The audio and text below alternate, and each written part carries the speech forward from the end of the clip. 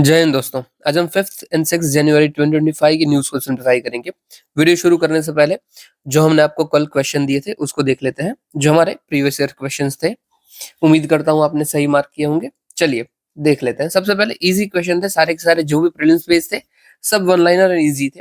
जैसे कि भाई पहला था कि भाई जेनेटिक इंजीनियरिंग अप्रेजल कमेटी किस एक्ट के थ्रू बनी हुई है। तो अगेन हमने नीचे ही देख लिया था उधर, ठीक है, कल कि एनवायरमेंट प्रोटेक्शन एक्ट के थ्रू बनी हुई है। और इवन देखो आपको ये नहीं भी पता था तो भी कोई बड़ी बात नहीं है, आप कल का वीडियो देख लेना, आपको पता चल जाएगा। और दूसरा क्या है, ये अप्रेजल कमेटी अगर किसी भी जेनेटिक मॉडिफाइड क्रॉप को अप्रूव करती है कि हाँ भाई आप इसको यूज कर सकते हो, वो अप्रूवल जाती कहाँ पे है? तो एनवायरमेंट मिनिस्ट्री के यहाँ पे जाती है, राइट। अगर एनवायरमेंट मिनिस्ट्री के यहाँ पे जाती है तो उसका मतलब क्या है कि ये कुछ एनवायरमेंट के साथ ही कनेक्शन में है। तो उधर हम टिक भी कर सकते हैं कि हाँ भाई प्रोबेबिलिटी तो यही है कि एनवायरमेंट प्रोटेक्शन एक्ट के अंदर होगी। ओके। फिर हमारा था भाई राइट टू प्राइवेसी कौन से आर्टिकल के अंदर आता है? तो हमने 2-3 बार देखा हुआ है कि आर्टिकल 21 के अंदर आता है। और अलग-अलग से ये क्वेश्चन भी पूछा गया है। इवन रिसेंटली 24 में भी ये क्वेश्चन पूछा गया था। बस घुमा के पूछा था कि भाई कौन से जजमेंट के थ्रू दिया हुआ है या फिर ऐसा ही कुछ था। ओके। फिर डब्ल्यूटीओ के फंक्शंस पूछे, अगेन ये भी हमने कल देख लिए हैं। पर समझ लीजिए आपको नहीं भी आता था तो भी ये हो जाता था। देखिए स्टेटमेंट कितने ही जेनरिक स्टेटमेंट है। जैसे कि डब्ल्यूटीओ में आप भाई प्लेटफॉर्म प्रोवाइड करता है कि नेगोशिएट और सेटल डिस्प्यूट कर पाओ, ये हम करते ही है ना। हमारी कुछ भी दिक्कत होती है तो नहीं देखते कि भाई डब्ल्यूटीओ में इंडिया का अपना स्टैंस रख रहा है, इंडिया ने पीस क्लॉज को भाई बता दिया है कि वो सब्सिडी का जब इशू होता है तो हम बात तो करते हैं कि हाँ भाई डब्ल्यूटीओ में कुछ इशू चल रहा है। फिर भाई डब्ल्यूटीओ को इंश्योर करना होता है कि भाई लोगों ने जो साइन किया है एग्रीमेंट उसके अकॉर्डिंग काम करे। ऑफ कोर्स हर एक बॉडी को यही करना होता है, अगेन सो जेनरिक। और ऑर्गेनाइज करता है डब्ल्यूटीओ मीटिंग्स अपने मेंबर्स की कि वो ट्रेड एग्रीमेंट को इंटरनेशनल लेवल पे, हाँ भाई बिल्कुल सही बात है, ठीक है, कोई बड़ी बात नहीं है। तो देखो ऐसे जो क्वेश्चन होते हैं ना, इसमें कुछ होता ही नहीं है। ये ऑलमोस्ट इसीलिए डाले होते हैं कि 1 मार्क्स आपको दिए जाए अगर आप अवेयर हो तो। अगर आप देखो ज़्यादा दिमाग लगाओगे, ज़्यादा थीसिस लगाओगे कि हाँ भाई सही होगा, नहीं होगा और आप कोई को गलत कर दे तो ये बकवास हो जाएगा। ईज़ी क्वेश्चन को ईज़ी ही रखना है और सही करके आना है, ठीक है? चलिए अभी मेंस क्वेश्चन देखते हैं, जो एक्चुअली आपके लिए शायद हार्ड हो सकता था और ये क्वेश्चन हार्ड था भी, क्योंकि एक तो हमने डिस्कस नहीं किया था, ऊपर से इवन व्हेन आपको ये आता है तो भी ये लिखना हार्ड है, क्योंकि ये क्वेश्चन क्या है कि अरोला ऑस्ट्रेलिस और बोरियालिस को हमें बताना है क्या होता है और ये कैसे ट्रिगर होता है। बट द कैच यहाँ पे यही है कि ये 15 मार्कर है, कि 15 मार्क्स में हमें बताना है। अभी बहुत लोगों को ये क्वेश्चन आता था ना फिर भी अटेम्प्ट नहीं कर पाए थे, मतलब पूरा नहीं कर पाए थे कि 15 मार्क्स में क्या लिखे, इतना आपको डेटा नहीं होता है। तो देखो मैं आपको समझाता हूँ कैसे लिखना चाहिए, ठीक है। सबसे पहले तो ये क्या होता है अरोराज, आपको पता है राइट, कि जो अर्थ हमारी है वहां पे पोल्स में हमें अलग अलग लाइट्स देखने को मिलती है। कई बार ऐसी ऐसी लाइट्स होती है ना अलग अलग कलर की, ग्रीन, ब्लू, येलो। आपने शायद कार्टून्स में देखी होगी, मैंने जब छोटा था तब बहुत देखी है। बस वही हमारा आता है ऑरोरा, ठीक है। अभी जो ऑरोरा है ना, वो वर्ड आता है, लैटिन वर्ड है, जिसको हम बोलते हैं डीटी ऑफ डॉन, मतलब इवनिंग की देवी। अभी देखो ये आपको पढ़ने में नहीं आता है बट फिर भी मुझे पता था, क्योंकि एक बीच में मैं एक बुक पढ़ रहा था, वहां पे मुझे देखने में आया था कि भाई अरोरा मतलब ये लैटिन में ऐसे ऐसा बोला जाता है। तो इन शॉर्ट आप जो भी जहां से भी पढ़ रहे हो, अगर आपको कोई नॉलेज है और वो अगर यूज हो सकती है तो वो यूज कर लीजिए, क्योंकि पेपर में तो कोई बाइंडिंग नहीं है ना, आपको सिर्फ बुक का ही लिखना है। तो देखो मैंने यहाँ पे लिख दिया और ये एक्स्ट्रा इन्फॉर्मेशन होगी, शायद कोई ही ये लिख के आएगा, ठीक है, तो ऐसे बॉक्स में लिख दिया। और देखो इसका इंट्रोडक्शन क्या हो सकता है, दो टाइप इंट्रोडक्शन हो सकते हैं यहाँ पे। सबसे पहला इंट्रोडक्शन कि भाई रिसेंटली, सॉरी, न्यूज थी कि भाई लद्दाख में हमें अरोराज देखने को मिले थे। तो पहले तो आप ये इंट्रोडक्शन डाल सकते हो कि भाई रिसेंटली हमें लद्दाख के हमले में अरोराज देखने को मिले। और फिर दूसरा क्या, कि खुद अरोराज क्या होता है, ये डेफिनेशन डाल दी। अब इसके लिए आपको पता होना तो बहुत जरूरी है, राइट। बाकी तो आप ये आंसर ही नहीं लिख सकते, ये इम्पॉसिबल है लिखना। तो देखो मैंने क्या लिखा हुआ है कि auroras are naturally occurring phenomenon of lights observe in poles of the earth. So generic, right, कुछ भी मतलब दिमाग नहीं लगाया है, एकदम इजी पीजी लिख दिया है। और मैं ऐसा लिख के आपको इसलिए दिखाता हूँ कि एक्चुअली में भी एग्जाम में मैं ऐसा ही लिखने वाला हूँ और इवन आप भी ऐसे ही लिखोगे। उधर हमें सब टेक्निकल वर्ड्स शायद याद नहीं आएंगे क्योंकि हम होंगे जल्दी में, राइट। तो जितना इजी हो सकता है और अच्छा हो सकता है वैसा हमें लिखना सीखना है। चलिए फिर देखो अरोराज मुझे थोड़ी जगह भी फिल करनी है, तो मैंने यहाँ पे थोड़ी सी ड्राइंग बना दी कि हाँ भाई ये देखो अर्थ है, यहाँ पे दोनों पोल्स में हमें ऑरोराज देखने को मिलते हैं। और ये आपको करना भी है। याद रखना, जियो के जितने भी क्वेश्चन आ रहे हैं, जब तक बना सकते हो तब तक उधर मैप बनाइए। इवन मैप या डायग्राम जिधर भी जा सकता है ना, उधर आपको यूज करना है। तो मेरा यहाँ पे बनता था तो मैंने यहाँ पे बना दिया, ठीक है। अच्छा ही दिखता है, बुरा नहीं दिखता है, पेज देख लीजिए, अच्छा दिखता है दिखने में। फिर देखो मैंने यहाँ पे, उन्होंने पहला ही क्वेश्चन क्या पूछा था, व्हाट आर, कि भाई क्या है ये, तो उसके बारे में थोड़ा लिखना जरूरी है ना। वो एक डायमेंशन को मैं जब एड्रेस कर दूंगा तब मैं आऊंगा कि ये ट्रिगर क्यों होते हैं। उससे पहले तो थोड़ा उनको डिस्कस करेंगे। तो देख लीजिए, मैंने डिस्कस ना अलग अलग भी कर सकता था, बट सोचा कि भाई हम डिफरेंट करके कर देते हैं, कि दोनों को कंपेयर कर देते, थोड़ा लगेगा भी अलग, क्योंकि यूजुअली लोग कंपेयर नहीं करेंगे, और हम कर देंगे तो स्पेस भी थोड़ी यूटिलाइज हो जाएगी और दिखेगा भी अच्छा। तो देख लीजिए, अरोरा बोरियालिस नॉर्थ पोल में देखने को मिलते हैं, ऑस्ट्रेलिस साउथ पोल में देखने को मिलते हैं। जो नॉर्थ पोल में ना, वो हमें ज्यादा देखने को मिलते हैं। I don't know whether you studied it और नॉट, बट मैं बता देता हूँ आपको, ठीक है।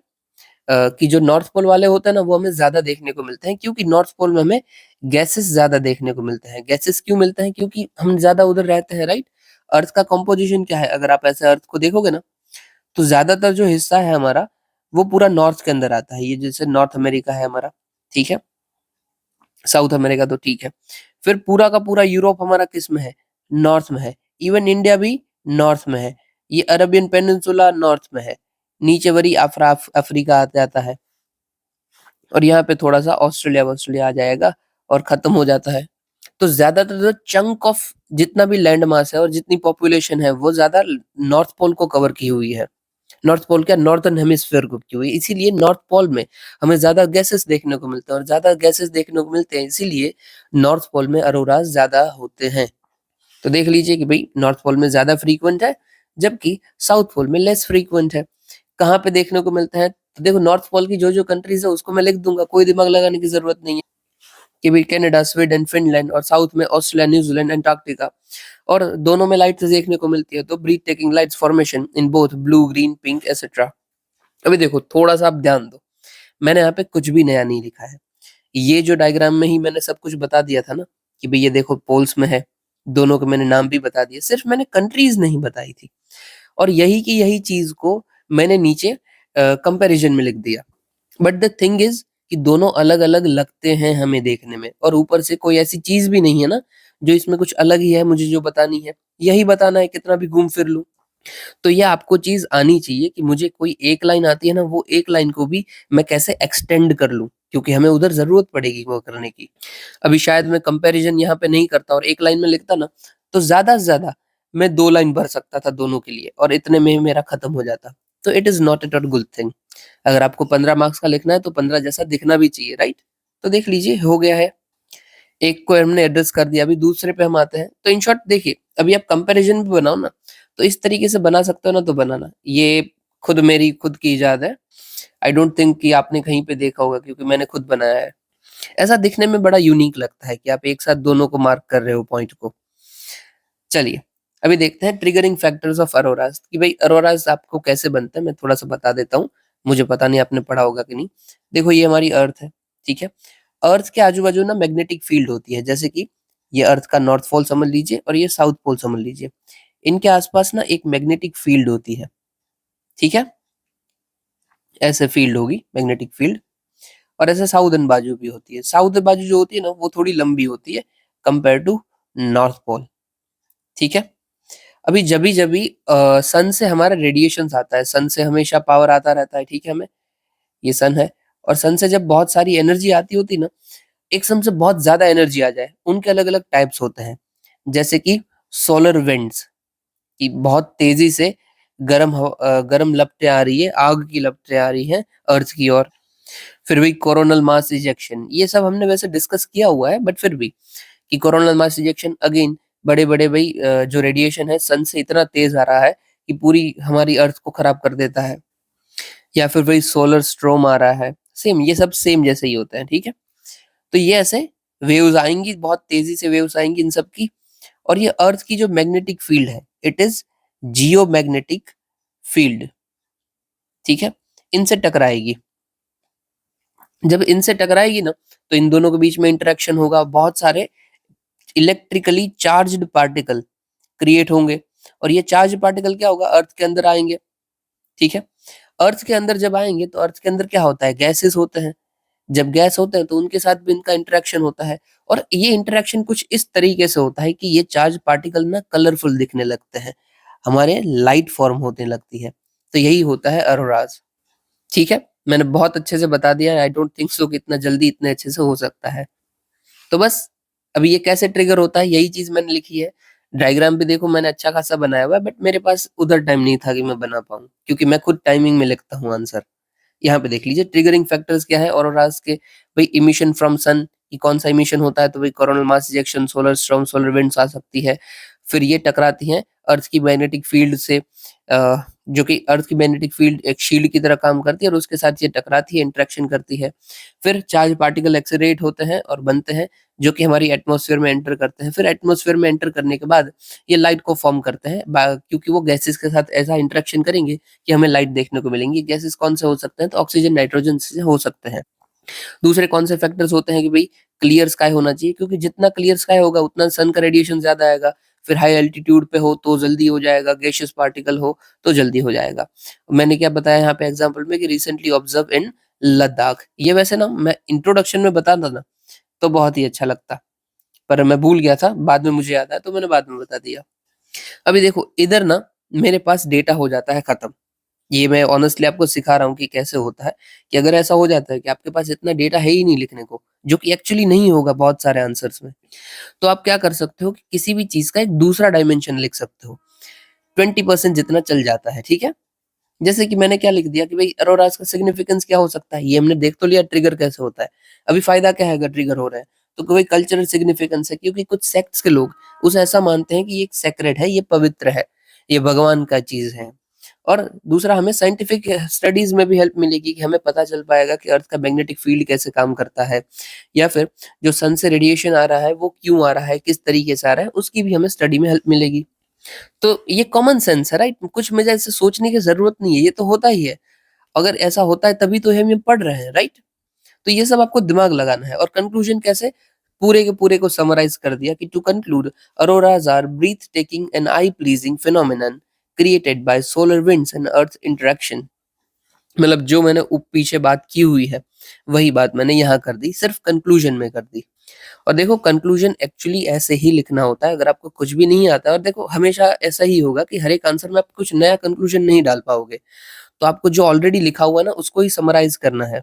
जैसे मैंने कर दिया ना कि भी बहुत अच्छे दिखने वाले ऑरोराज होते हैं, created by solar winds and earth interaction, खत्म। ओके। और देखो याद रखना कि कोई भी आंसर में आप कोई एक्स्ट्रा चीज लिख रहे हो ना, जैसे मैंने यहाँ पे सिग्निफिकेंस लिख दिया, तो हमारा ध्यान क्या होना चाहिए कि जो क्वेश्चन की एक्चुअली डिमांड है वो पहले मेट हो जानी चाहिए, और उसका कंटेंट ऑलमोस्ट 80 to 75% जितना हो। और तभी ही आप एक्स्ट्रा में 20 to 25% जितना एक्स्ट्रा इन्फॉर्मेशन लिख सकते हो। जैसे मेरा ये सिग्निफिकेंस यहाँ पे एक्स्ट्रा था, अगर इससे ज्यादा लिखते हो ना तो वो गलत जाएगा कि भाई बंदे को आता नहीं और फिर फालतू चीजें लिख रहा है। ठीक है, तो इसका आपको ध्यान रखना है। चलिए अभी हम आज की न्यूज को कवर करते हैं। इवन आज की न्यूज के पहले ये आपके आज के क्वेश्चन रहेंगे, हो सके तो अटेम्प्ट जरूर कीजिएगा, बाकी हम कल डिस्कस करेंगे। देखिए सबसे पहली न्यूज और इम्पोर्टेंट न्यूज है, ठीक है, आपको याद रखनी है। इसका जो डेटा है इवन आपको हर जगह पे काम आएगा। कौन सी है, तो मिनिस्ट्री ऑफ जल शक्ति ने रिलीज की है dynamic ground water resource assessment report. ये भी पिछले 3 साल से हर बार आती है, 2022 से हमने शुरू किया है। कौन कंडक्ट करता था, तो भाई central ground water board conduct करता है और स्टेट और यूनियन टेरिटरी के साथ मिलकर करता है। ग्रेट। देखिए ग्राउंड वाटर की रिपोर्ट है, राइट। ऑलरेडी हमें पता है कि ग्राउंड वाटर के ऊपर क्वेश्चन यूपीएससी ने पूछ लिया है, 24 में भी पूछा था, 2024 में पूछा था, और उससे पहले भी एक बार आ चुका है। और ये जो 24 वाला क्वेश्चन है वो तो हमने डिस्कस भी किया है रिसेंटली, जो 3 जनवरी वीडियो है वहीं पे हमने डिस्कस किया हुआ है। तो देखो अगर यूपीएससी एक बार पूछ सकता है तो बार बार भी पूछ सकता है, तो देख लेते हैं। तो रिचार्ज, सबसे पहले तो देखो रिचार्ज होता क्या है, कि कोई ग्राउंड वाटर है, ठीक है, यहाँ पे समझ लीजिए कि 10 लीटर ग्राउंड वाटर था, मैंने वापस 8 लीटर बाहर निकाल लिया, और फिर से यहाँ पे 8 लीटर कैसे आता है, कि बारिश गिर गई और 8 लीटर आया, या फिर कैसे भी आ रहा है, उसको बोलते हैं रिचार्ज। तो बोला है कि भाई एनुअल ग्राउंड वाटर जो रिचार्ज होता है, मतलब फिर से पानी भर जाता है, वो हल्का सा डिक्रीज हुआ है कि 449 पहले था, अभी 446 है। और इसमें से भी जो भी ग्राउंड वाटर रिचार्ज होता है ना, 61% जितना किसके कंट्रीब्यूशन से होता है, तो रेनफॉल के कंट्रीब्यूशन से। फिर भी बोला है जो एक्सट्रैक्शन होता है वो भी एक्सट्रैक्शन मतलब ग्राउंड वाटर से हम पानी निकालते हैं, वो भी हल्का सा कम हुआ है, ठीक है। कम क्या, हल्का सा बढ़ा है, ठीक है। पहले 59 निकालते थे, अभी हम 60 जितना निकाल रहे हैं। और जो एक्सट्रैक्टेबल रिसोर्सेज है कि मतलब किन सी जगह से आप निकाल सकते हो, वो जगह अभी हल्की सी कम हुई है, कि वो मार्जिनली डिक्रीज हुई है 406, पहले 407 थी। ओके, अभी कैटेगरीज कौन कौन सी, इन शॉर्ट देखो आपको याद क्या रखना है कि रिचार्ज हो या फिर मार्जिन हो, आपका एक्सट्रैक्शन का मार्जिन, ये सब हल्का हल्का चेंज हुआ है, कोई ऐसा कोई ट्रेंड हमें देखने को मिला नहीं है, ठीक है। अभी कैटेगरी में देख लीजिए, तो भाई असेसमेंट यूनिट्स जो होते हैं वो इंक्रीज हुए हैं 73% जितने हो गए, 73.4, पहले 73 थे। फिर असेसमेंट यूनिट मतलब जो जगहें हैं जहाँ पे ग्राउंड वाटर हमें मिलता है, वो उसके नाम है असेसमेंट यूनिट्स, ठीक है। तो 3.5% जितने हैं वो क्रिटिकल है, और 11% जितने हैं वो ओवर एक्सप्लॉइटेड है। ओवर एक्सप्लॉइटेड कहाँ कहाँ पे है, तो भाई पंजाब, हरियाणा, दिल्ली, वेस्टर्न उत्तर प्रदेश, ठीक है। ओवर एक्सप्लॉइटेड होता क्या है, तो भाई जितना ग्राउंड वाटर रिचार्ज होता है उससे बहुत ज्यादा आप उसको अगर एक्सट्रैक्ट कर लेते हो, तो उसका मतलब है ओवर एक्सप्लॉइटेड। फिर क्रिटिकल क्या होता है, तो जितना रिचार्ज होता है उसका आप 90 to 100% ले रहे हो, तो वो क्रिटिकल है। और सेफ क्या होता है कि अच्छी लिमिट, तो लेस देन 70% जो भी रिचार्ज हो रहा है उसका आप ले रहे हो, तो वो अच्छी बात है। क्यों होता है भाई ग्राउंड वाटर डिप्लीट क्यों हो जाता है, तो भाई इरिगेशन के लिए। यहाँ पे देखो डेटा लिखा गया है 60% जितना, बट मुझे जब तक याद है ना, पिछला जो रिपोर्ट था वहां पे लिखा हुआ था कि 87% जितना ग्राउंड वाटर को हम सिर्फ एग्रीकल्चर के लिए एक्सट्रैक्ट करते हैं, ठीक है। फिर भाई flood irrigation, cultivation of water incentive crops like rice, ये सब भी रीजन होते हैं। फिर रिचार्ज में, तो भाई धीरे धीरे ग्राउंड वाटर रिचार्ज ही कम होता जा रहा है। क्यों कम होता जा रहा है, एक तो भाई जो रेन पैटर्न है वही गलत है, कभी ज्यादा कभी कम आ जाता है। और दूसरा, हमारी जो वेजिटेशन है वो भी कम होती जा रही है, और जो वेरिएशन है वो भी हमें चेंजेस देखने को मिल रहे हैं रेनफॉल में। तो ये सब रीजन होते हैं भाई। अभी एक्स्ट्रा इन्फॉर्मेशन में बता देता हूँ मैं आपको, जो सेंट्रल ग्राउंड वाटर बोर्ड है, ये कौन से मिनिस्ट्री के अंदर काम करता है, तो मिनिस्ट्री ऑफ जल शक्ति के अंदर काम करता है। और इसका मेन काम क्या है, तो टेक्नोलॉजीज डेवलप करना, पॉलिसीज डेवलप करना, जिसके थ्रू हम ग्राउंड वाटर के रिसोर्सेज को और सस्टेनेबली बढ़ा पाए। और एक्स्ट्रा में भाई सेंट्रल ग्राउंड वाटर अथॉरिटी होती है, वो कौन से एक्ट के थ्रू काम करती है, तो environment pollution act 1986। Environment pollution क्या, एनवायरमेंट प्रोटेक्शन एक्ट 1986। चलिए नेक्स्ट न्यूज देखते हैं। Centre amends prison manual rules 2016 and model prison and correction service act 2023। सबसे पहले देखो प्रिजन की हम बात कर लेते हैं। प्रिजन मतलब जेल की बात चल रही है, ठीक है। जेल जो है, प्रिजन जो है, वो एक स्टेट सब्जेक्ट है, मतलब सेंटर का इसमें कुछ से खास होता नहीं है, ठीक है, क्योंकि स्टेट को जो लगेगा उस तरीके से काम करेंगे। बट फिर भी स्टेट को किस तरीके से काम करना, कोई जैसा होता है ना कि मॉडल आंसर, वैसे ही मॉडल प्रिजन एक्ट हमने बनाया हुआ है। मॉडल प्रिजन एक्ट की स्टेट को पता चले कि हाँ इसके अकॉर्डिंग हमें काम करना चाहिए, ये ठीक रहेगा, ठीक है।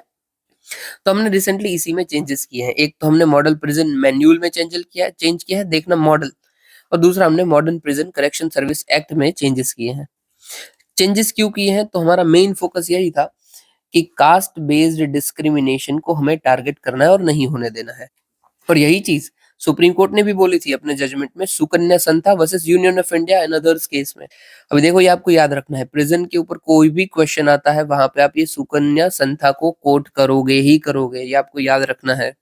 सुकन्या संथा किन की बात करती है, तो भाई जेल के अंदर कास्ट के अकॉर्डिंग, कास्ट के बेस पे कोई डिस्क्रिमिनेशन नहीं होना चाहिए। और साथ ही साथ वो प्रोहिबिट करती है कि अगर कास्ट के बेस पे अगर किसी को आपने मैनुअल स्कैवेंजर बना के रखा है या फिर हजार्डस क्लीनिंग के अंदर रखा है, तो वो इलीगल है, और जो भी जेलर होगा उनके सामने ये हम कार्यवाही कर सकते हैं। ओके, तो मैनुअल स्कैवेंजिंग क्या होती है भाई, तो जो आपकी ड्रेनेज अगर भर जाती है उसको साफ करने के लिए कई बार ना इंसान आता है, वो खुद अंदर उतरता है और वो खुद उतर के वो ड्रेनेज को साफ करता है, उसी को बोलते हैं मैनुअल स्कैवेंजिंग। और ये इलीगल है, वो मना किया हुआ है गवर्नमेंट ने कि आप नहीं कर सकते हो, बट अभी भी होती है, गवर्नमेंट खुद ही करती है। ठीक है, चलिए हटाइए। अभी सुप्रीम कोर्ट ने और क्या बोला हुआ है, हैबिचुअल्स जो ऑफेंडर है उनके भी क्राइटेरियाज को उन्होंने ठीक से डिफाइन किया। जैसे कि हैबिचुअल ऑफेंडर कौन से हैं, जो बार बार काम कर रहे हैं, नाम को ही तोड़िए, हैबिचुअल, जो आदत हो चुकी है जिसको क्राइम करने की, वैसे ऑफेंडर। अगर 5 साल में बहुत बार वो आ रहा है, कोई मतलब बार-बार ऑफेंस करके आ रहा है और हर बार कोई सेपरेट ऑफेंस की वजह से आ रहा है, तो हैबिचुअल ऑफेंडर कहा जाएगा।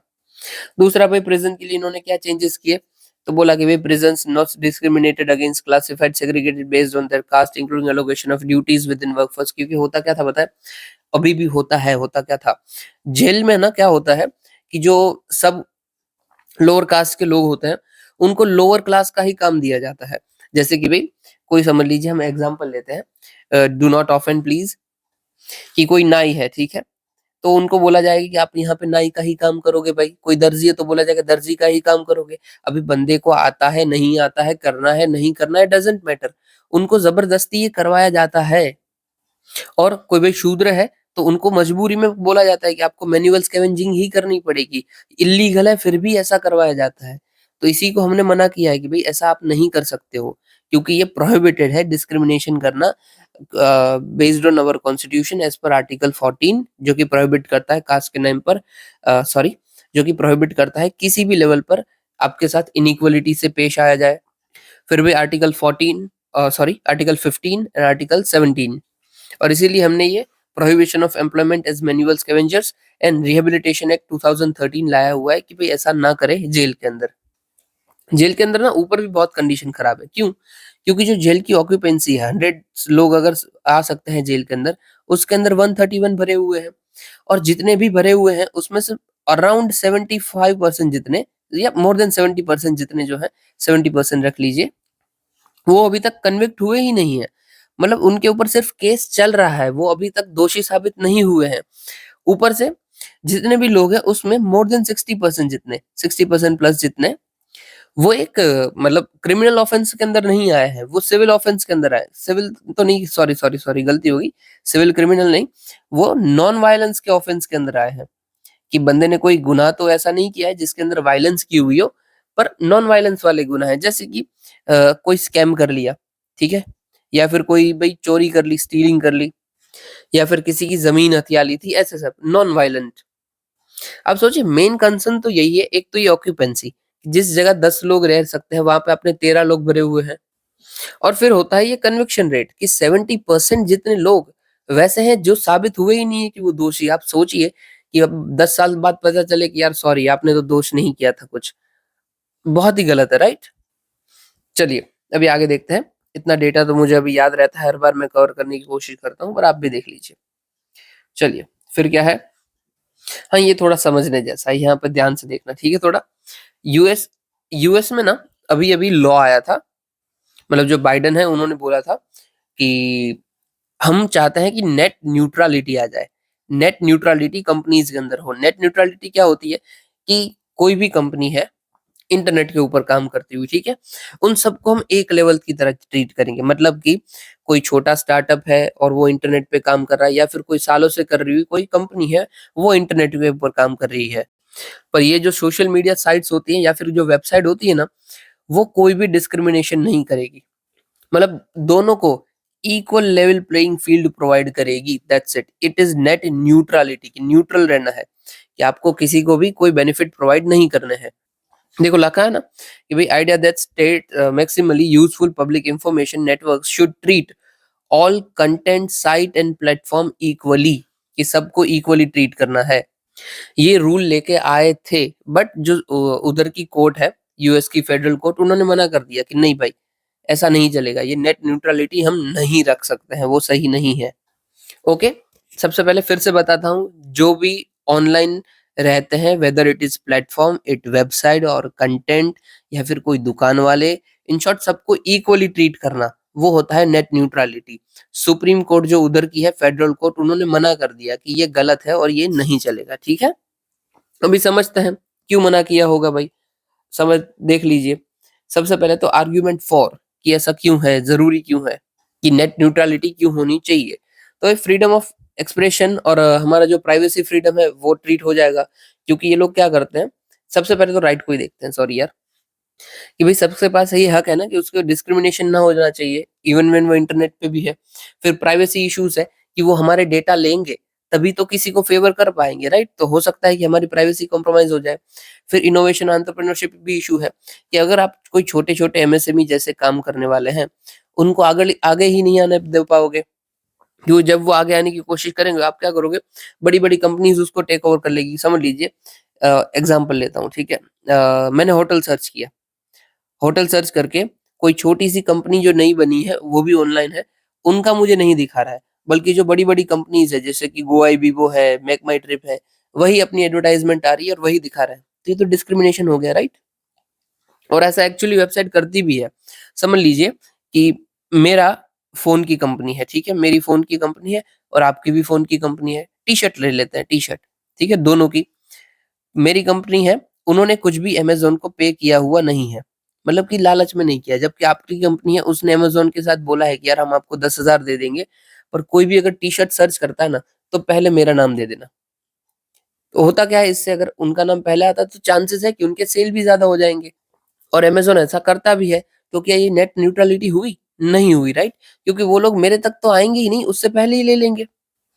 तो ये सब इश्यू हो सकते हैं। कोई नया धंधा वाला है, उसको ये दिक्कत आएगी।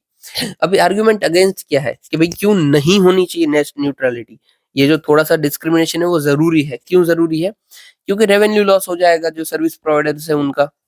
कि भई सबको एक जैसे अगर ट्रीट हम करते हैं तो नई टेक्नोलॉजीज़ आएँगी, इनोवेशन आएँगे, उनका क्या हम यूज़ करवाएँगे? बिल्कुल नहीं कर पाएँगे और वो नहीं होगा, तो जो सर्विस प्रोवाइडर्स हैं उनके रेवेन्यू में दिक्कत आएगी। फिर लेवल प्लेइंग फील्ड ऑलरेडी है ही नहीं, अगर ऐसा किया तो नुकसान हो जाएगा। जैसे कि फॉर एग्ज़ाम्पल आपकी कंपनी है ना, वो पैसा खर्च कर रही है ना अपना प्रोडक्ट बेचने के लिए और मैंने नहीं किया है और फिर भी अगर ये दोनों को सेम ट्रीटमेंट देता है तो वो तो गलत है ना, कि आपका कंपनी ज़्यादा मार्केटिंग में खर्च करता है और फिर भी आपके प्रोडक्ट को कोई ज़्यादा फ़ेवर मिल नहीं रही है और मैं नहीं करता हूँ, फिर भी मुझे इक्वालिटी मिल रही है। तो इससे लॉस ऑफ रेवेन्यू हो जाता है, loss of level playing field हो जाती है।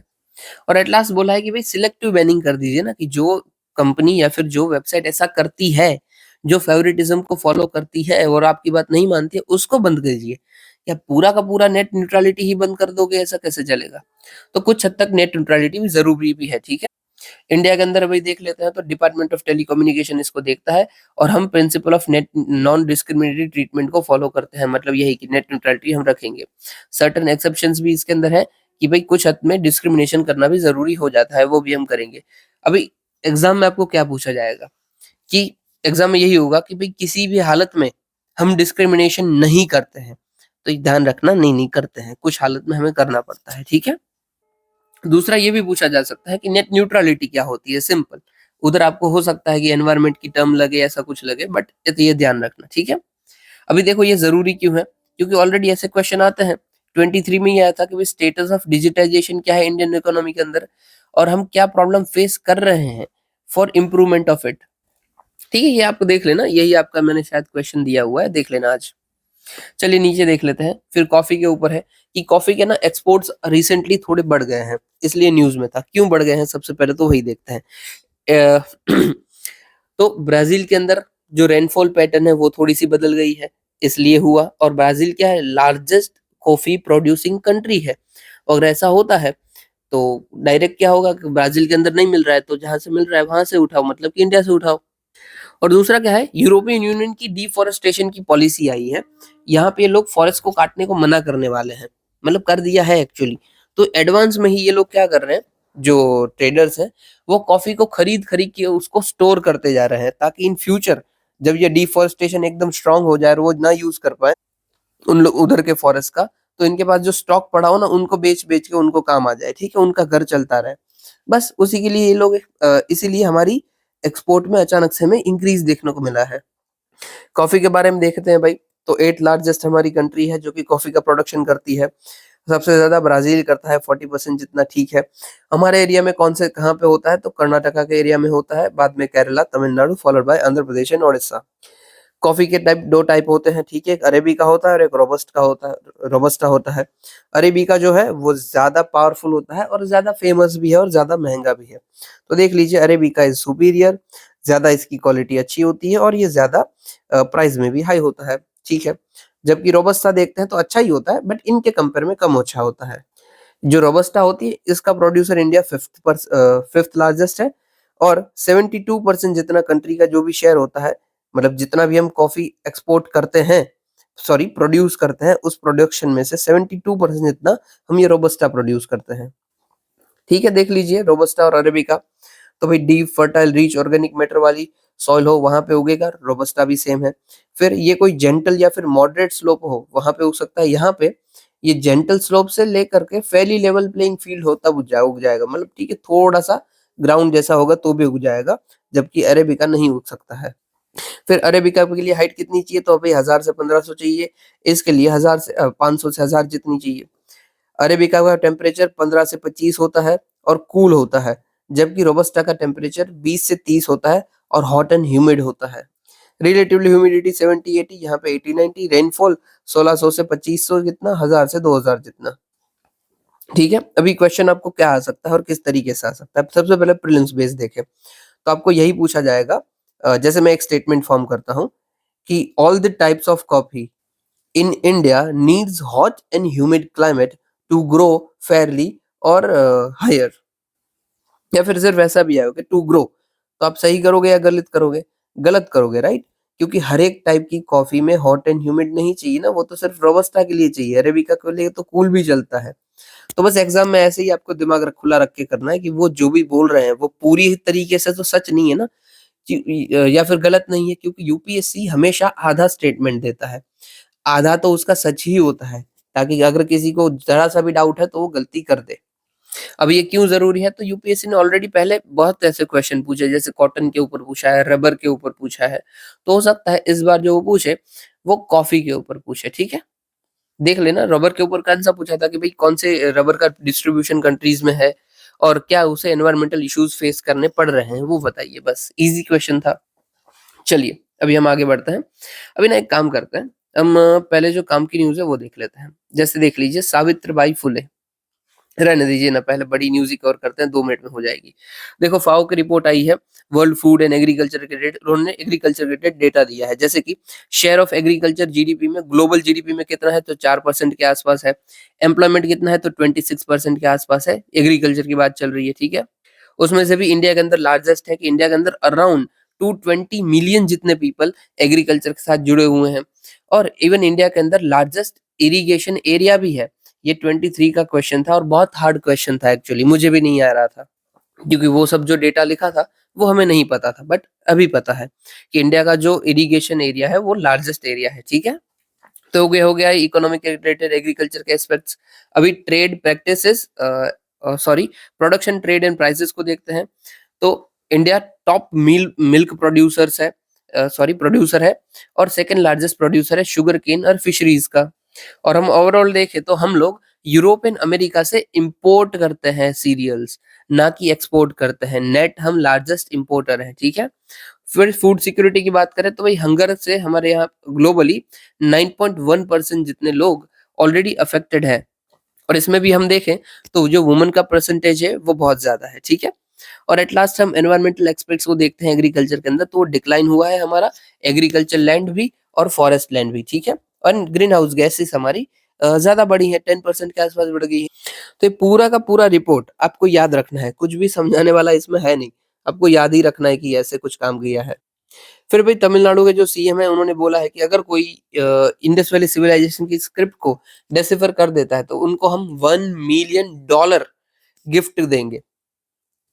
अभी देखो इंडस वैली सिविलाइजेशन में बहुत सारी ऐसी जगह मिली है जहाँ पे कुछ लिखा गया था। अभी क्या लिखा गया था ना वो हमें पता ही नहीं चल रहा है, क्योंकि बहुत रात लिखा गया है, तो बस उसी के रिलेटेड बातचीत चल रही है। ठीक है, सबसे पहले इंडस वैली सिविलाइजेशन, तो भाई अर्ली हड़प्पा में 3500 से 2500 से बीसी में चली। फिर इन शॉर्ट ऐसा रखिए कि 3.5 बीसी से लेकर 1.5 बीसी तक चली है इंडस वैली सिविलाइजेशन।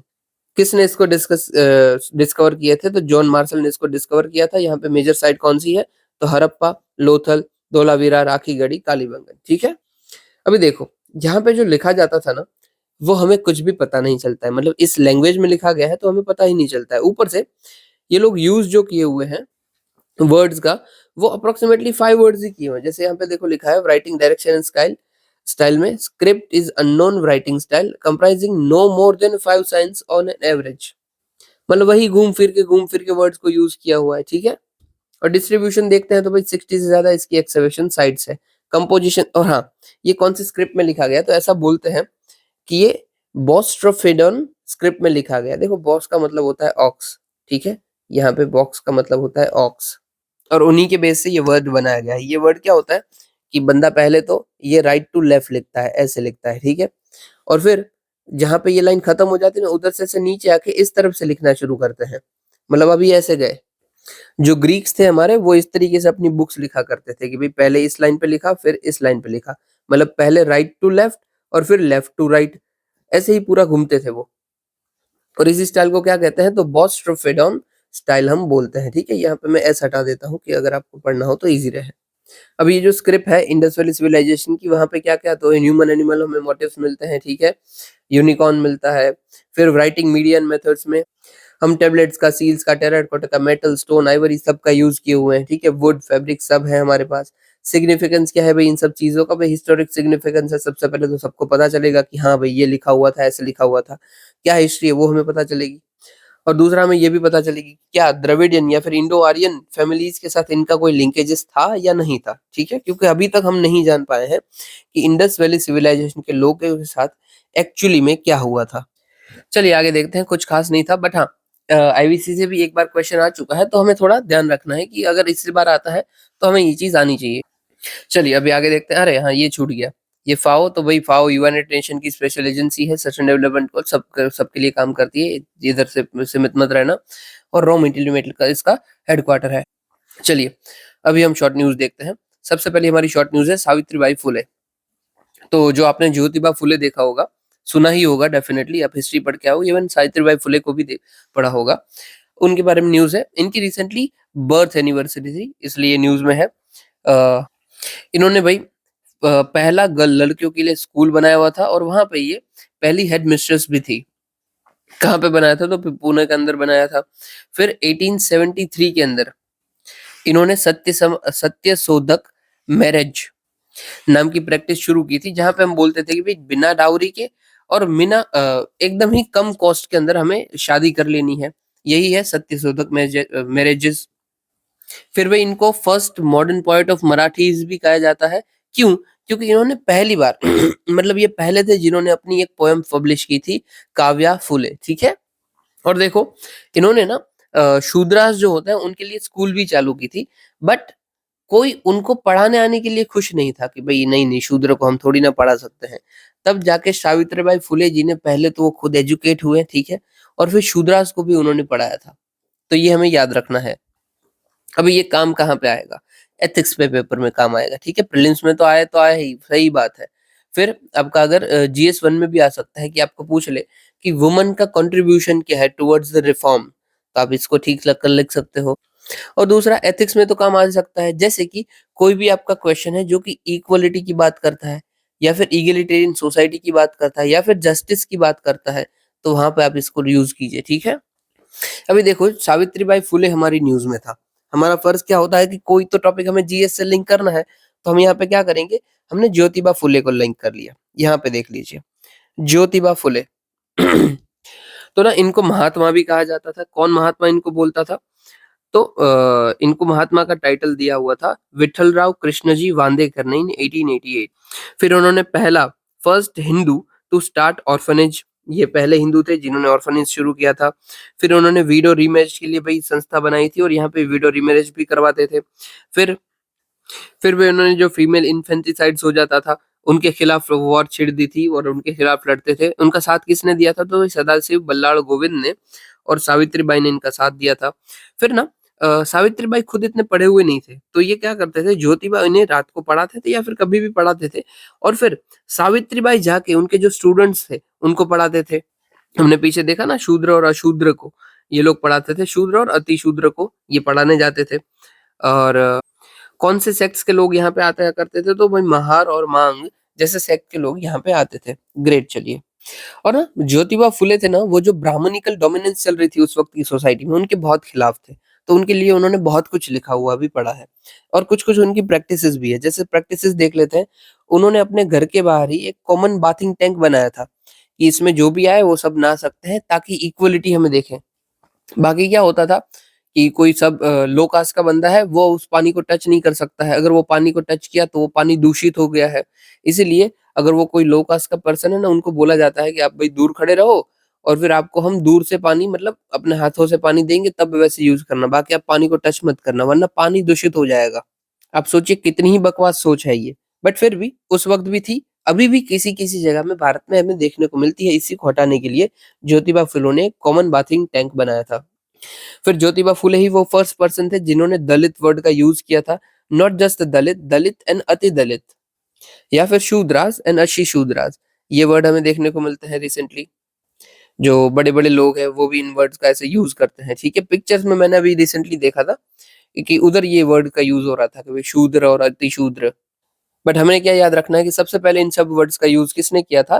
तो ज्योतिबा फुले ने किया था। फिर इन्होंने सत्यशोधक समाज की भई एस्टेब्लिशमेंट की थी, जिनका मेन मोटिव क्या था? कि सिस्टमैटिक डिकंस्ट्रक्शन करना, जो कि सोसाइटी में बिलीफ्स एंड हिस्टोरिकल प्रैक्टिसेस व फॉलो हो रही है या फिर होती जा रही है। और डेफिनिटली ये समाज सबके लिए चालू था, ठीक है? किसी के लिए भी रुका नहीं था। इनके फेमस वर्क्स कौन-कौन से हैं? तो भई गुलामगिरी, स्लेवरी इनकी किताब, फिर सत्कर्तज्ञ अशुद्ध, कल्टीवेटर्स ऑफ व्हिपकॉर्ड इनकी बुक, फिर तृतीय रत्न, ब्रह्मांच के सब, इशारा, सतसार 1 एंड 2, अंक 1 एंड 2 मतलब सतसार 1 पार्ट 1 एंड सेकंड पार्ट जो कि सोशल जस्टिस का अगेन बोलती है और एट लास्ट एक बुक सत्यशोधक समाज, ठीक है? तो ये हमने पूरे के पूरे ज्योतिबा फुले जी को देख लिया। इनके शायद ऊपर कोई भी एक्स्ट्रा इन्फॉर्मेशन इनके बाहर नहीं है। चलिए अभी आगे कवर करते हैं। सॉरी। प्रधानमंत्री ऊषा, ऊषा से नाम से ही बस डिसिफर कर लो तो उच्चतर शिक्षा अभियान मतलब इन शॉर्ट क्या है एजुकेशन को ऊपर करने की बात है, ठीक है?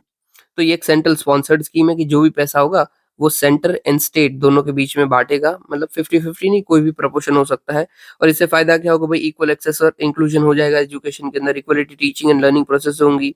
नॉन एक्रीडेटेड इंस्टीट्यूशंस जो है वो इम्प्रूव हो सकती है और फिर आईसीटी इम्प्रूव होगा हमारा और हमारी एम्प्लॉयबिलिटी भी अच्छी हो जाएगी। मेन हमारा फोकस क्या है तो उच्चतर शिक्षा अभियान। चलिए, फिर यहाँ पे आ जाइए कोंडा रेड्डी ट्राइब। तो देखो कोंडा रेड्डी ट्राइब ना पिछले 2 साल से मतलब हमेशा ऑलमोस्ट न्यूज़ में आती ही रहती है। अभी क्यों न्यूज़ में आई थी तो इन्होंने बोला था कि भई हम लिव इन में रह जा रहे हैं ताकि हमें मैरिज का खर्चा ही ना करना पड़े या फिर ट्रेडिशनली मैरिज करने की कोई ज़रूरत ही नहीं है हमें। क्योंकि ये लोग प्रेफ़र कर रहे हैं कि भई लिव इन में रहते हैं, आप सोचिए ट्राइब है और ट्राइब लिव इन में रह रही है। Just fantastic. फिर पर्टिकुलरली वल्नरेबल ट्राइबल ग्रुप का ये पार्ट है। अभी ये पीवीटीजी जो है, वो हमने डिस्कस किया हुआ है 29 नवंबर वाले वीडियो में। आपको नहीं देखा है, तो देख लेना। पूरा का पूरा पीवीटीजी का डेटा है हमारे पास उधर। अभी जो ये कोंडा रेड्डी ट्राइब है, वो कहाँ रह रही है? तो आंध्र प्रदेश के अंदर रह रही है, ओके। इनकी मदर टंग कौन-सी होती है? तो तेलुगु होती है। मैरेजेस कौन से करते हैं? तो पैट्रियार्कल सोसाइटी यहाँ पे चलती होती है और होती है तो मोनोगैमी ही। मोनोगैमी मतलब एक पति, एक पत्नी मतलब एक पत्नी ही के ही साथ शादी करना। बट कुछ-कुछ जगह पे हमें पॉलीगैमी भी देखने को मिली है कोंडा रेड्डी ट्राइब में, ठीक है? इनके फेथ एंड फेस्टिवल में मुथियालम्मा विलेज डीटी उनको ये भई गॉडेस मानते हैं, ठीक है? फिर भई इनकी भूमि देवी है, गंगम्मा देवी है एटसेट्रा, एटसेट्रा। फिर ये फेस्टिवल कौन-कौन से सेलिब्रेट करते हैं? तो भई मामादी कोठा, भूदेवी पंडुगा, गंगम्मा पंडुगा, वनदेवडू पंडुगा। इन शॉर्ट ना मैंने ये याद रखा है कि पंडुगा कोई भी आता है तो हम बोल देंगे कि कोंडा रेड्डी ट्राइब है या फिर साउथ का है। अभी ना एक एक्स्ट्रा इन्फॉर्मेशन है जो कि थोड़े टाइम पहले न्यूज़ में थी कोंडा रेड्डी ट्राइब के रिलेटेड ही। ये ना पानी को स्टोर करके रखते हैं पेड़ों के अंदर। मतलब ऐसे पेड़ होते हैं जो अपने अंदर पानी को स्टोर करके रखते हैं। जैसे समझ लीजिए कि ये एक पेड़ है, ठीक है? इस पेड़ के अंदर इनकी जो रूट्स होंगी वो स्टोर कर करके यहाँ पे पानी को स्टोर कर दिया होगा। अभी होगा क्या? जब आप इसके ऊपर ऐसे हैमर अपना मारोगे या फिर कुल्हाड़ी मारोगे ना, तो इस होल अगर होता है तो इस होल के थ्रू पानी निकल रहा होगा। आपने पता नहीं देखा होगा कि नहीं देखा होगा बट ऐसा होता है, एक बार देख लेना। अभी कौन-कौन से ऐसे ट्रीज़ होते हैं तो भई इंडियन लॉरेल, यही न्यूज़ में था, जिसको कोंडा रेड्डी ट्राइब तोड़-तोड़ के उधर से पानी निकाल रहे थे क्योंकि बहुत ही ज़्यादा पानी होता है। हज़ारों लीटर पानी पड़ा होता है वो सब पेड़ में। फिर वही दूसरा वही कौन-सा पेड़ है तो बोअबा पेड़ है, फिर क्रोकोडाइल बैंक ट्री है और टर्मिनालिया टोमेंटोसा ट्री भी है। क्वेश्चन क्या आ सकता है क्या चारों की चारों ये हमें इंडिया में देखने को मिलती है? गेस कीजिए तो यस मिलती है। अभी देखो डायरेक्टली जैसे मैं ईज़ी फॉर्म कर रहा हूँ उतना ईज़ी नहीं आएगा बट घुमा-फिरा के आएगा, क्रक्स यही होगा। फिर है भाई नैनोपोर टेक्नोलॉजी, अभी थोड़ा ना ध्यान से सुनना है इसको नैनोपोर टेक्नोलॉजी को। समझ लीजिए एग्ज़ाम्पल से शुरू समझाता हूँ, ठीक है? ये एक मेरी पेन है, ठीक है? इस पेन के थ्रू कांस्टेंट इलेक्ट्रिसिटी निकल रही है और ये इतनी पावरफुल इलेक्ट्रिसिटी है कि इसके सामने कोई भी मटेरियल आता है ना और इसके टकराता है तो ये पेन उस मटेरियल को आइडेंटिफाई कर लेती है कि ये कौन सा मटेरियल होगा। तो बस कुछ इसी तरीके से हमारी नैनोपोर टेक्नोलॉजी काम करती है। बट ये आइडेंटिफाई क्या करती है कि समझ लीजिए यहाँ पे उनके पास एक थिन मेम्ब्रेन होता है और जिसके अंदर कुछ-कुछ जगहें होती है और इस जगह के अंदर से हम अपना इंक्लूड करेंगे न्यूक्लियोटाइड्स को। मतलब ये हमारे जो न्यूक्लियोटाइड्स होते हैं ना कि डीएनए वाले, उनको इंक्लूड करेंगे। न्यूक्लियोटाइड्स हमारे कौन से हैं तो एटीसीजी ये सब एंटर करेंगे। अभी होगा क्या, एक टाइम पे ये एक के ही कोड को देख सकता है, एक ही एलिमेंट के कोड को देख पाएगा। तो इसके थ्रू आप पूरे के पूरे जो बॉडी है उसका जीन सीक्वेंसिंग कर सकते हैं। मतलब देखो होगा क्या, इसी को आप समझ लीजिए कि ये हमारी नैनोपोर है, ठीक है? यहाँ से मेरा एक-एक बॉडी का एक-एक ही कोडिंग जा पाएगा। मतलब पहले ए गया, बंदे ने आइडेंटिफाई किया कि ओके ये तो ए जैसा कुछ लग रहा है, ठीक है? फिर समझ लीजिए सी जाता है, तो आइडेंटिफ़ाई करेगा अच्छा ये तो सी जैसा लग रहा है। वैसे पूरी की पूरी हमारी बॉडी में जो भी सीक्वेंस है डीएनए का, उसको ये आइडेंटिफ़ाई कर लेगा। अगेन इसका फ़ायदा क्या होगा भाई? तो कैंसर को ट्रीट कर सकते हो, बड़ी-बड़ी जो बीमारियाँ होती हैं, वो सब इसके थ्रू टे ठीक हो जा सकती है। अभी डू रिमेंबर नैनोपोर टेक्नोलॉजी क्या है? तो ऐसा कुछ मेम्ब्रेन बेस्ड कुछ चीज़ है, ठीक है? जिसके थ्रू कोई लाइट्स या फिर कोई एनर्जी निकलती है और वही पूरे के पूरे सीक्वेंस को डिसाइड करती है कि ये सीक्वेंस होगा। मतलब सीक्वेंस कैसे हो सकता है कि भई ए, टी, सी, जी ये एक सीक्वेंस हो गया, ठीक है? फिर उसके आगे जाते हैं तो आपका वही कोड है टी, टी, सी, ए, जी ये सीक्वेंस होता है। अगर ये नैनोपोर हो जाता है ना, हम पूरी की पूरी बॉडी में कौन-सा सीक्वेंस है उसको सेट कर सकते हैं। जैसे जो कंप्यूटर्स होते हैं वो कोडिंग के थ्रू बनते हैं ना, वैसे हमारी बॉडी है ना वो भी सीक्वेंस के थ्रू ही बनी हुई है। और हाँ, ये कैसे आइडेंटिफ़ाई करती है, उसे कैसे पता चलता है, जो जो भी लेज़र या लाइट निकल रही है, तो ऐसा समझ लीजिए कि ये ए, टी, सी, जी सारे अलग है ना, ये सिर्फ़ लाइट दे रहा है और सामने परछाई पड़ती है ना तो पकड़ लेता है। बस ऐसा एग्ज़ाम्पल समझ लीजिए। बाकी टेक्नोलॉजी अभी कैसे भी काम करती हो, क्या फ़र्क पड़ता है। फिर है ग्रेविटेशनल वेव, तो देखो स्पेस के अंदर समझ लीजिए कि 2 बड़े से ब्लैक होल हैं, ठीक है? Black hole. ये दोनों ब्लैक होल एक-दूसरे के साथ टकरा जाएँ या फिर एक-दूसरे के साथ मर्ज हो जाए और एक ब्लैक होल बन जाए। इन शॉर्ट ऐसा कुछ भी फिनोमेनन चल रहा है, ऐसा होने से बहुत सारी एनर्जीज़ निकलेंगी, ठीक है? और इसी एनर्जीज़ को हम क्या बोलेंगे तो ग्रेविटेशनल वेव्स बोलेंगे।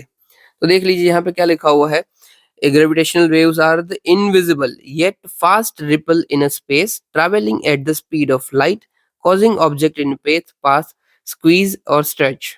अभी आप बोलोगे इनविजिबल है तो फिर हमें दिखी कैसे ये? देखो होता क्या है, ये जो 2 ऑब्जेक्ट हैं एक साथ मिले या फिर टकराए थे, ठीक है? इसके थ्रू बहुत सारे एनर्जीज़ निकली होंगी, राइट?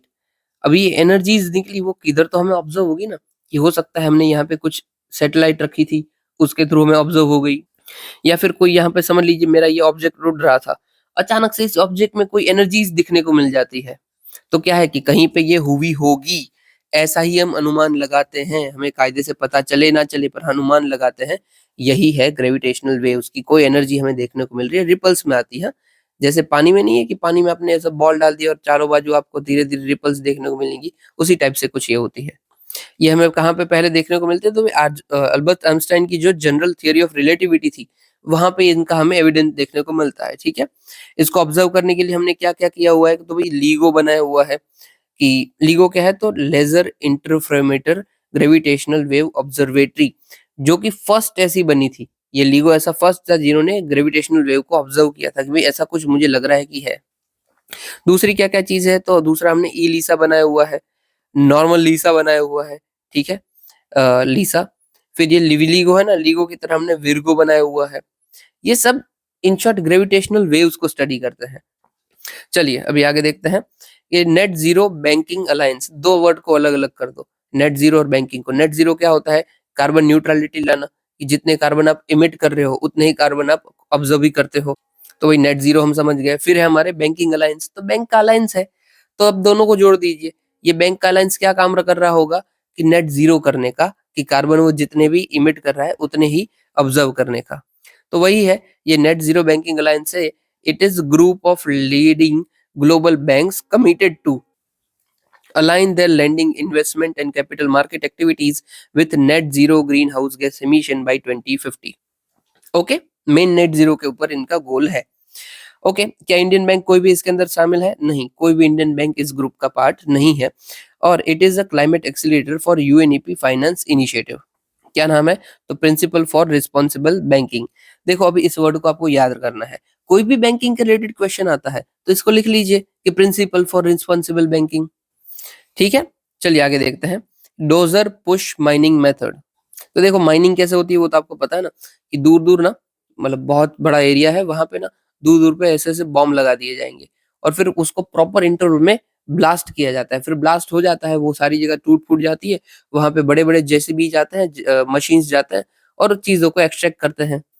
तो भाई उसी की एक हमने मेथड बनाई है जिसके थ्रू अनमैन्ड ऑटोमेटेड मशीनरी होती है जो कि ऑप्टिमाइज वे में माइनिंग प्रोसेस को करती है। That's it, it is dozer push mining method. यहाँ पे क्या होगा कि कोई इंसान नहीं जाएगा तो वो मरेगा भी नहीं, ऊपर से सारी की सारी ऑटोमेटिक मशीनरी है तो हमारा रिस्क बहुत कम हो जाता है। ठीक है, और इस मेथड का यूज करते हुए ना हम दूसरा भी फायदा कर पाएंगे। जो अर्थ के अंदर हम वाइब्रेशंस क्रिएट करते हैं, जो फ्लाई रॉक्स होते हैं, इन सबको हम लिमिट में रख पाएंगे। तो ध्यान देना, डोजर पुश माइनिंग मेथड क्या है पूछा जाए तो माइनिंग की मेथड है। और हाँ, इवन ये भी पूछा जाए कि नेट जीरो बैंकिंग अलायंस, तो ये भी आपको पता होगा। ठीक है, चलिए अभी शॉर्ट न्यूज यहाँ पे छोटी सी जो रह गई उसको देख लेते हैं। तो फॉरेन कंट्रीब्यूशन रेगुलेशन एक्ट फेरा, सॉरी एफसीआरए, ठीक है, रिसेंटली इन लोगों ने एक ऑडिट की थी। मिनिस्ट्री ऑफ होम अफेयर्स ने बोला था कि भाई चार्टर्ड अकाउंट की ऑडिट हुई और उनको जो रिपोर्ट दिया उसमें बोला कि बहुत सारे एनजीओज ने इस एफसीआरए का वायोलेशन किया। इस एक्ट के हमने के अंदर क्या बोला हुआ था कि भाई कोई भी एनजीओ है वो अगर फॉरेन से पैसा ले रहा है, कोई बाहर से पैसा ले रहा है, तो उसको पैसा कहाँ से मिल जा पाएगा कि ओनली एंड ओनली दिल्ली में इनकी एक अकाउंट होगा, दिल्ली की एसबीआई में अकाउंट होगा और उसके अंदर पैसा आएगा। फिर उधर से पैसा जाएगा एनजीओ के पास, और वो भी इस एनजीओ को बोला गया था कि अगर आपको पैसा मिलता है ना आप यूज करोगे, आप फिर किसी को और को नहीं बांट दोगे। ऐसा सब हमने क्यों किया? क्योंकि पॉसिबल हो रहा था ना कि जो एनजीओ थे वो एनजीओ चलते थे टेररिस्ट की फंडिंग के थ्रू। अब ये टेररिस्ट की फंडिंग आई तो क्या होगा कि एनजीओ को बोला भी यही जा रहा होगा कि आप अपने एक्सट्रीम आइडियाज को फैलाइए या फिर ऐसा कुछ काम कीजिए। तो इसीलिए इन सबको बंद करने के लिए हमने बोल दिया कि कोई फंडिंग आनी ही नहीं चाहिए, और अगर आ रही है तो दिल्ली से ही आए, जो उधर एसबीआई है उसकी ब्रांच के थ्रू। न्यूज में हमने देख लिया कि अब सारे एक्ट का वायलेशन किया था, इसलिए न्यूज में था। ठीक है, नाम ही पता चलता है ना फॉरेन कंट्रीब्यूशन की, फॉरेन से जो कंट्रीब्यूशन आ रहा है उसको रेगुलेट करना है। ओके, एट लास्ट हमारी न्यूज है पंचायत से पार्लियामेंट तक। तो देखो जो भी पंचायत से इलेक्टेड लेडीज है, वुमेन्स है, उनको हम पार्लियामेंट में लेके जाएंगे और सब कुछ समझाएंगे कि देखो ऐसे काम करता है या फिर ऐसे हमें रिस्पॉन्सिबिलिटी दिखानी चाहिए, डेमोक्रेसी को ऐसे अधर करना चाहिए। सब नॉलेज प्रोवाइड की जाएगी, कैपेसिटी बिल्डिंग प्रोवाइड करी जाएगी। ठीक है, अभी इसको ऑर्गेनाइज किसने किया है? तो भाई नेशनल कमीशन फॉर वुमेन ने, लोकसभा सेक्रेटेरिएट ने, with collaboration of ministry of tribal affairs. नाम ध्यान रखना, पंचायत से पार्लियामेंट, ये जो वुमेन एम्पावरमेंट का क्वेश्चन आता है ना वहां पे काम आ जाएगा। इवन इलेक्शन वाला भी कोई क्वेश्चन आता है वहां पे काम आ जाएगा रिलेटेड टू वुमेन। और आ भी सकता है क्योंकि हमने पास किया हुआ है ना रिसेंटली एक्ट, नारी शक्ति वंदन अधिनियम। तो ये सब जरूरी है, अभी आप इससे अपडेट रहिए, वही चीज अच्छी है। ओके, तो सब कुछ हो गया है, मुझे नहीं लगता है कि मैंने कुछ बाकी छोड़ा है शायद। यस, कुछ बाकी नहीं है। और हाँ, ये चीज मैंने शायद बताई नहीं आपको, लार्जेस्ट प्रोड्यूसर वाली की। इंडिया देखो यहाँ पे जो जो फर्स्ट मैंने बताया ना वहाँ पे लार्जेस्ट प्रोड्यूसर है, जैसे कि मिल्क, पल्सेस, जूस में, sorry jute, mica, cashew nut, coconut, cotton. फिर छोटे छोटे भाई mango, banana, ginger, turmeric, chickpea etcetera. और सेकंड नंबर पे कौन से में आता है प्रोडक्शन में? तो राइस में, व्हीट में, ग्राउंड नट में, शुगर केन में, सारे में सेकंड आता है। तो फर्स्ट कौन आता है? तो भाई राइस, व्हीट और ग्राउंड नट में तो चाइना फर्स्ट आता है, और शुगर केन में ब्राजील फर्स्ट आता है। ओके, चलिए सारा कवर हो चुका है। इतना सुनने के लिए आपका शुक्रिया। कोई सजेशन हो तो मुझे बता दीजिएगा और ये अटेम्प्ट जरूर क्वेश्चन कर लीजिएगा। ठीक है, तो इतना सुनने के लिए आपका शुक्रिया। जय हिंद।